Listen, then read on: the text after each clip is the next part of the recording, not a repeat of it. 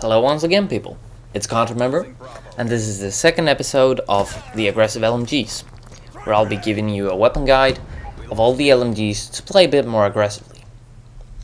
In this episode, I'm talking about the QBB LSW, a very different LMG, more on par with the SMGs in some attributes, but more similar to the LMGs in the handling traits. Very few people unfortunately use this one because they underestimate it. They don't think its high fire rate matches up well with its slow handling traits, so that's probably why you can see so few people using it. Feels a bit sad because it actually is a quite potential weapon. And I'm just about to tell you why when we jump straight into the statistics of this weapon. Starting out with damage, the QBB deals 35 damage up close and dropping off to 20 damage at its maximum damage drop-off. What this means is that the QBB is a 3 to 5 shot kill weapon. While that is okay compared to the other LMGs, when you hear at which ranges it will be getting the fewer shots to kill people, you'll understand why it is the lowest damage LMG in the class, and noticed so. As mentioned, it's a 3 to 5 shot kill weapon, and the 3 shot kill range is approximately 17 meters. This is not enormous compared to anything really, and it's really low compared to all the other LMGs in the class. It is a bit further than some of the SMGs, but well, that's about what it beats. Some assault rifles are a bit lower as well, but it is rather low, but it still has the potential, and well, I'm gonna hop into that later. But on par with its high fire rate, it's gonna make a fast killing weapon at close range. Its 4 shot kill range is about a double at 35 meters approximately. This is just as the last one, not very impressive, and there are actually rather many assault rifles tipping that one, as well as pretty much all the LMGs. But it does beat the SMG still. That's a match it'll always win. So now you've gotten the worst part. Time for the balancing factor. The QBB LSW has an RPM of 900, which is the fastest in its class, and rather fast compared to all the other weapons. This compensates for its low damage, and it raises the time to kill significantly.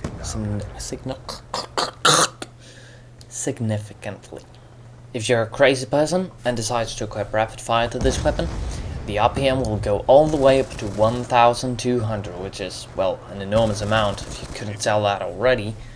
However, it will pretty much halve the ranges, so it's already bad ranges, and it will add an enormous amount of kick, so try to stay away from rapid fire, I beg you. This means that it actually has a rather oh my god, I'm stumbling on the words now. It means it has a rather low time to kill, at about 1.5 seconds at close range, dropping off to 0.3 seconds. About. It's approximate numbers, it's not really exact, but this is rather fast if you compare to all the other LMGs and all the other weapons in the game. So it has got a rather fast time to kill because of its short but yet existent 3-shot kill range and high fire rate. The QBB's magazine size is at 75 or 100 if you decide to equip extended mags. This is a lot compared to most weapons in the game, but it loses out by a tad to some of its belt-fed brothers, who have a standard magazine size of 100. However, there are other privileges with having a drum mag. The reload time is the fastest within its class, at 3.72 seconds or 3 seconds flat with reload cancel. This is a very positive factor for an aggressive LMG class, since you will be left vulnerable for a shorter time when reloading close to the fray of the battle. The hip spread is high, but considering its high RPM, it's still rather consistent. You can throw out rather many bullets at such a short period of time, and since you generally hip fire at close range, and you at close range have a potential to get 3-shot kill, actually its hipfire isn't that bad. It can be used in panicking situations. It's not to be guaranteed, it's not to be recommended, but it works okay. Next is movement speed. Just as all the LMGs, it has a 10% decrease in movement speed, which is, well, rather bad, but you don't notice it that much most of the time. It also has a very low movement speed when you aim down sight and when you strafe. Your strafing movement speed is only 34 or minus 66% of your regular movement speed when you're just walking around with a SMG without aiming. If you just walk around with that, not sprint, there you have your casual 100% movement speed, and this is 0.34 of that, which is very little. So you're moving very slowly with it, and stock is highly recommended. Now let's get on to a boring part, the handling traits. Or at least they are boring for the LMGs, because the LMGs have very bad handling traits, and this one is no exception. Its knifing speed is at 1.52 seconds. The aim down sight time in is 0.47 and out 0.4. Its raise and drop times are raise 0.85 and drop 0.52. As mentioned, this is bad compared to all the other weapons in the game, and well, there's really not anything good to say about it. These are the most problematic factors when playing aggressively. Now, we're moving over to some things that are very hard to explain with statistics, so it's better to show you some practical proof. The recoil on the QBB is higher than most of the LMGs, but it's fully handleable. Its shot per recoil, its recoil per shot is rather low, but since it has a rather higher rate, it has a rather high fire rate, it still gets rather high with time. It is not much of a problem at neither low or medium range, but at long ranges you might have to burst fire if you want to be completely accurate. The iron sights are good. That's a bit subjective, but I think they are good. They don't give you much of a problem since there are no big bulgy things on the sides, and I don't think there's a point to have reflex sight since the zoom level is the exact same and the vision is already rather clear. As you can see, muzzle flash can sometimes be a bit of a pain in the ass, but generally, since we're going to stay at close range, it won't be much of a problem anyway. Reflex sight is for this reason even more not needed. Now that we have all the numbers and recoil and statistics covered, let's move into the actual guide of the weapon. As you've noticed, it is potential. It is a very, very hard striking weapons in the right situations, and what you need to minimize are some of the bad handling traits. You need to anticipate the enemy's movements, you need to be prepared when you enter battle, or you need to know where they are so you quickly can get on target and shoot them with a very high damage, not high damage, but combined with the high rate of fire, it makes for high damage over a short time anyway. Now the difference compared to the Mark 48 build, with this one we're not going to stay like half in the background, rather aggressive. With this one we're going to be all up in the enemy's faces, exploiting the high fire rate and the high damage at close range. Our first attachment for the QBB LSW is going to be the quick draw. Why? Well, because it really helps out when you've entered a room, a new area, something, and you know where the enemy is, but when you have an aim down sight time of about half a second, you can sometimes be in a disadvantage even then. When you've sprinted, when you've gotten into a new room without your aim already aimed in, because you can't really expect to always have that aimed in. Sometimes you throw in like grenades and then enter, and then you kind of put the weapon down to throw in the grenade. So it's important to have quick draw so you can quickly get on target, and although it's the smallest percentage bonus reduced aim down sight time, it still gains the same amount of minimized or reduced time to aim down sight, so you still gain the same benefit. So this is our first attachment. Like it or not, I think it's awesome. Second attachment, just as last time, the stock, because the LMGs gain such a big advantage from that, the biggest of all weapons, and they are so slow moving when you aim down sights. Even if you can aim down quickly, 0.36 seconds is still rather slow, and you don't want to go out from the aim and then in all the time. You want to be able to move rather freely when you have your aim, when your aim is already down. Most of the time you want to be ADS, because the quick draw is more for emergencies when breaching rooms. Most of the time you want to be a bit more agile with this stock, and it's better for like open encounters. We don't want to be completely stuck on the ground, because that's where more or less you are when you move at 34% of your regular speed. That's really, you're practically standing still. Now these two attachments are really the only two you have the most health from. You don't want to spend a primary gunfighter wildcard and 2 extra slots just to get another one. Optics, you don't want them. FMJ, no, not so necessary. Foregrip does nothing. Extended mag, no, it slows down your reload time. Suppressor, no, you don't want to hamper an already bad range.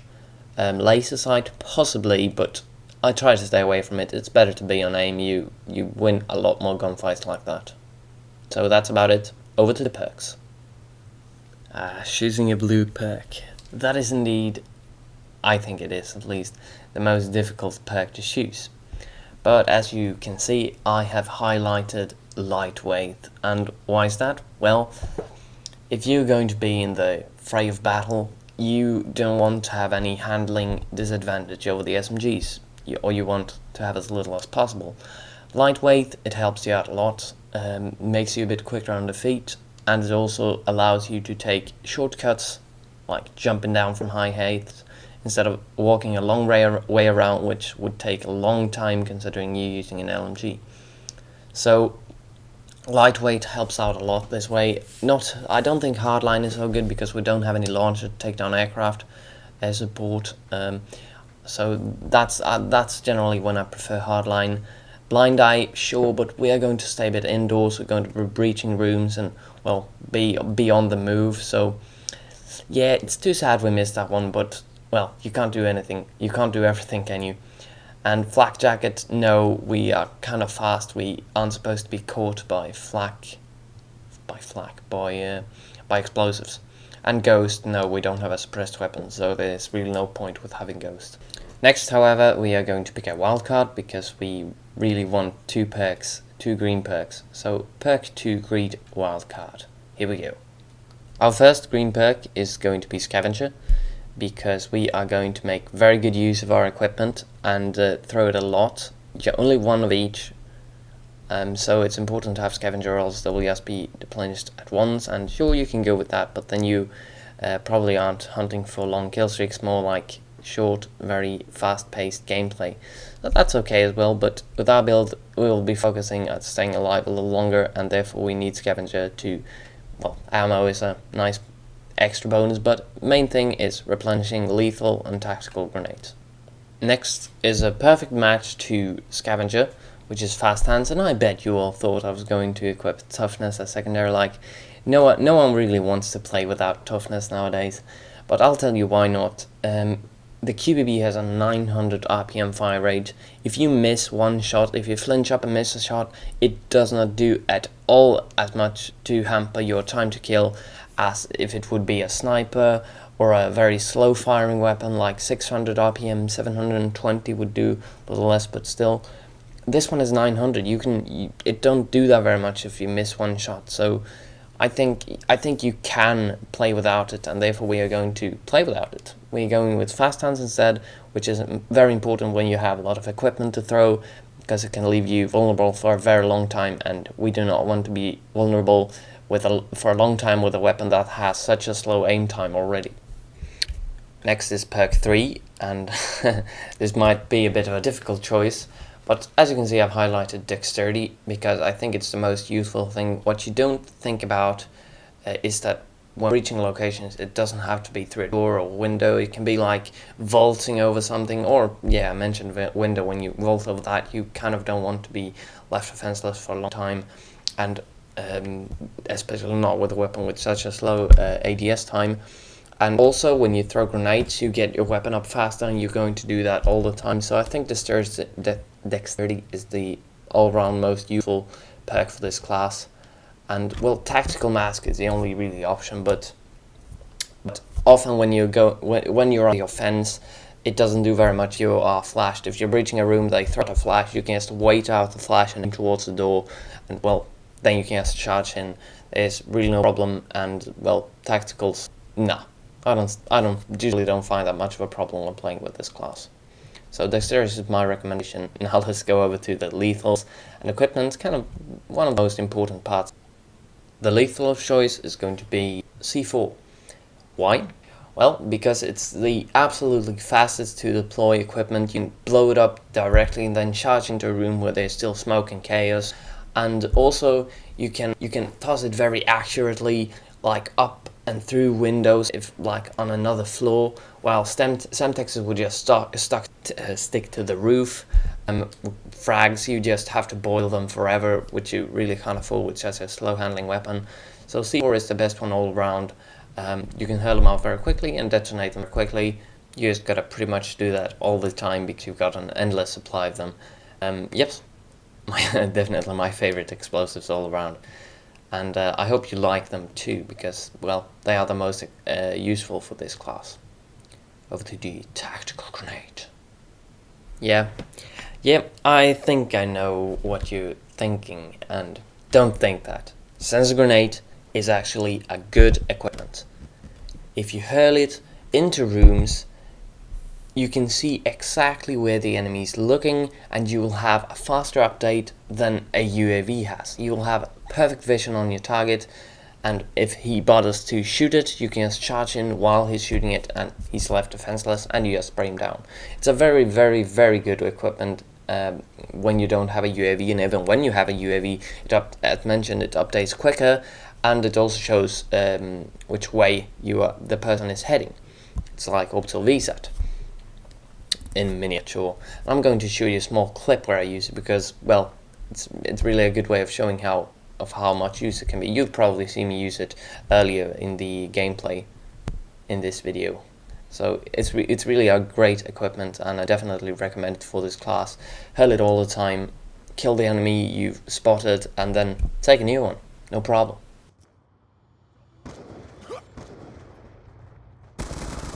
Shot out! Hostiles have destroyed your equipment. Drop them! Be advised, hostiles incoming. Drop them! Now the final thing here, you might say, well, cold-blooded counters it. If somebody uses that, then it's completely useless. I'm gonna say not really. The thing is, if you throw a sensor grenade close to someone with cold-blooded, or anyone, it's still going to shoot out a laser in the way the person is. It's going to scan the person. So you're still going to see, if you see that laser, if you got visual contact with the sensor grenade and someone's in there, the laser is gonna point the exact way where the person is, even if it doesn't show up on the radar. Also, if you do not have visual contact, you will still get a little help from it, because you will be hearing the sensor grenade peep. So if there's one person in there who's got cold-blooded, you haven't got visual contact with the sensor grenade, you will still hear it beep. Now, bing, bing, bing. So you will still know there is somebody in there, and you should maybe proceed with caution a little more. So if you think about all these small things, it can be used on anyone, and it's perfect when breaching rooms. You'll see exactly where everyone is. You can throw the C4 in perfect direction, and well, you're an unstoppable killing machine entering that door. So yeah, that sums it up. Yep, that's it. Probably the first build I've seen on YouTube with sensor grenade recommended. Really unique build. And oh, I forgot to talk about it. The secondary got none of that because, well, since it's still a slow-moving weapon, you can pick up the combat knife and move a bit faster between areas. Since you've got fast hand, you'll be pulling up your QBB in no time anyway. So yeah, that's all for this build. And fuck, I don't think I have any gameplay to finish it off with. Oh, about 20 minutes. Oh, well, that's about it anyway. I hope you enjoyed the video. I hope you will have some use of it. This has been Contramember, and I broke my spine. Not funny.